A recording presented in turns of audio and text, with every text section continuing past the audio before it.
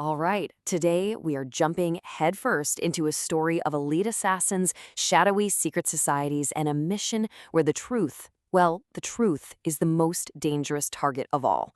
In this world, revenge is just the cover charge. So let's start with this quote, because it's really the heart of the entire story. This is an ancient demand for blood vengeance, coming from an exiled sheikh who is convinced his honor can only be restored through death. This one single line, right here, is what sets this whole brutal story in motion. So you have to ask yourself, how does a retired assassin get sucked back into the world's deadliest game? Well, it starts with a mission that's specifically designed to be impossible to say no to. See, our main guy, Danny, he thought he was out, done.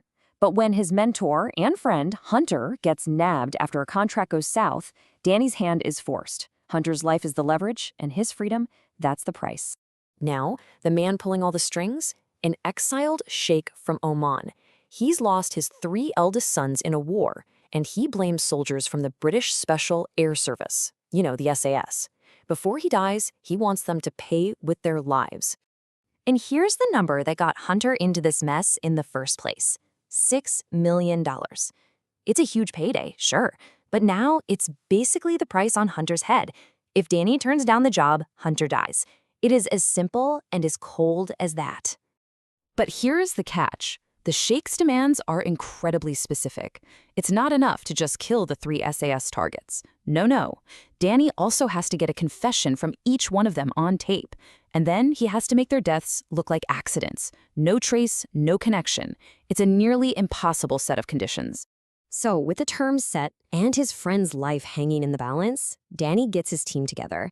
This next part is all about the hunt. Tracking down and taking out some of the most highly trained soldiers on the planet right on their home turf. And here they are, the targets. 3 decorated SAS veterans. Each one of them responsible for the death of one of the sheikh's sons. Danny's crew has to find them, get them alone, and execute the plan perfectly. Not once, but 3 times in a row. And let me tell you, they are brutally effective. The first target, they get the confession and stage his death to look like a tragic slip and fall in the bathroom.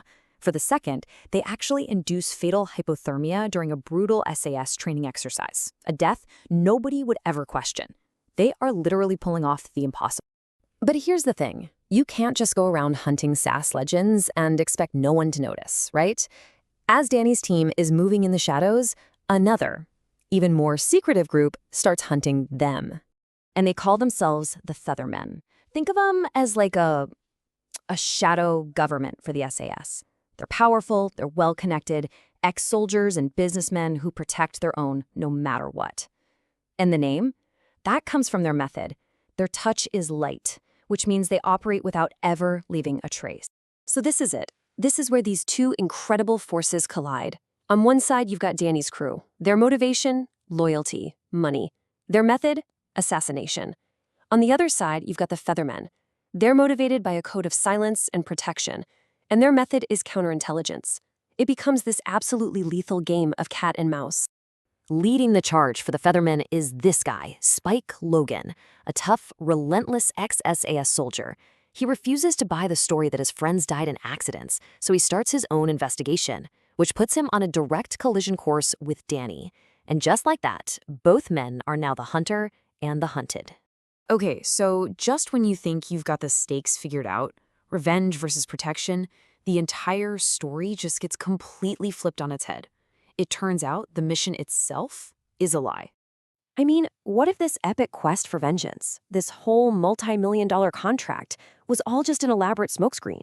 A distraction for something much, much bigger, something involving governments and billions of dollars in oil. And here it is. The truth. The entire contract was a setup. It was all orchestrated by the sheikh's last surviving son working with a rogue British agent. The assassinations were never about revenge. They were a political play to secure oil rights for Britain once the son took over. The SAS soldiers weren't just targets. They were loose ends being tied up. Yeah, just let that sink in for a second. Danny's desperate, life-or-death fight to save his friend was just a pawn's move in a giant geopolitical chess game. The sheikh's grief was used, and Danny was the weapon they chose to clear the board for a massive oil deal. It just goes to show you how soldiers can become disposable tools.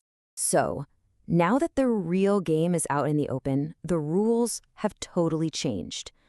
For Danny to get out of this alive, he has to find a new way to play.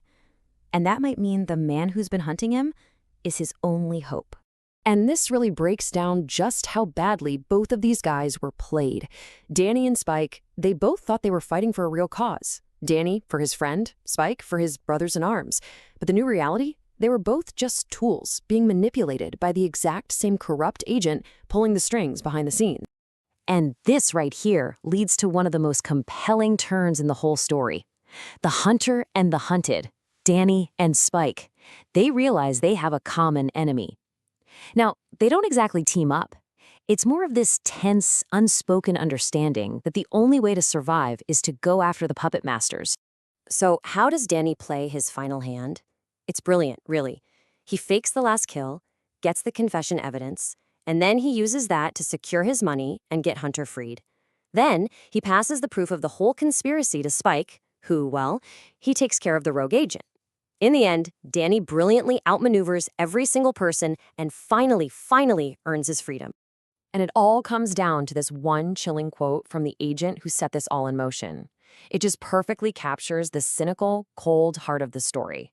For him, people's lives were just collateral damage, loyalty was a weakness, and murder was just business. A really chilling contrast to the very personal stakes Danny and Spike were fighting for. Which leaves us with this final thought, a line the Sheikh himself actually used. In a world of secret wars, shadow players, and these endless cycles of violence, who really gets the power to declare that it's over? Is it the soldiers on the ground? Or is it the faceless men in boardrooms who see it all as just another game?